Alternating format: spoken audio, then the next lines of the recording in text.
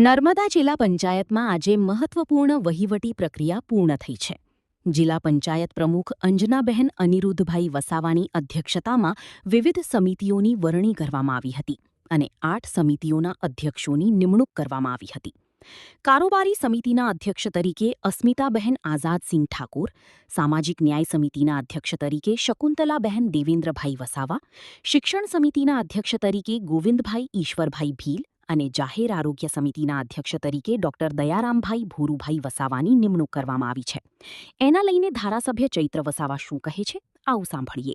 આજે નર્મદા જિલ્લા પંચાયતમાં જિલ્લા સેવા સદન ખાતે જિલ્લા પંચાયતના પ્રમુખ શ્રી અંજનાબેનની અધ્યક્ષતામાં સામાન્ય સભા મળી અને આ સામાન્ય સભામાં 8 જેટલી સમિતિઓના અધ્યક્ષની વરણી કરવામાં આવી છે, જેમાં કારોબારી અધ્યક્ષ, શિક્ષણ અધ્યક્ષ, બાંધકામ સમિતિની તમામ કમિટીઓમાં અધ્યક્ષોની નિમણૂક કરવામાં આવી છે. ત્યારે અમે આમ આદમી પાર્ટીના શીર્ષ નેતૃત્વનો આજના પ્રસંગે આભાર વ્યક્ત કરીએ છીએ અને ખુશીની લાગણી અનુભવીએ છીએ.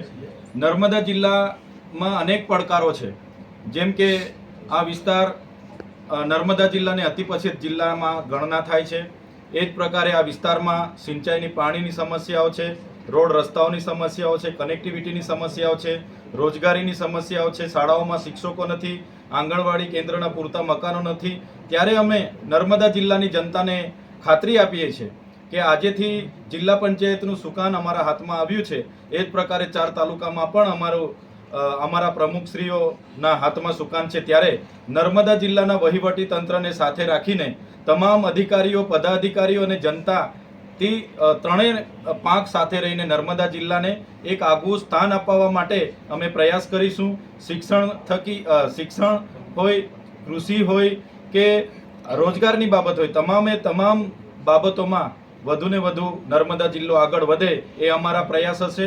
અને છેવાડાના વ્યક્તિ સુધી પણ જે કંઈ યોજનાઓ આવે છે એ છેવાડાના વ્યક્તિ સુધી પણ પહોંચાડવાનું કામ અમે બધા સૌ સાથે મળીને કરીશું. ओके.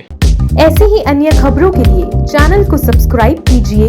खबरों का नोटिफिकेशन पाने के लिए बेल आइकॉन को जरूर दबाएं.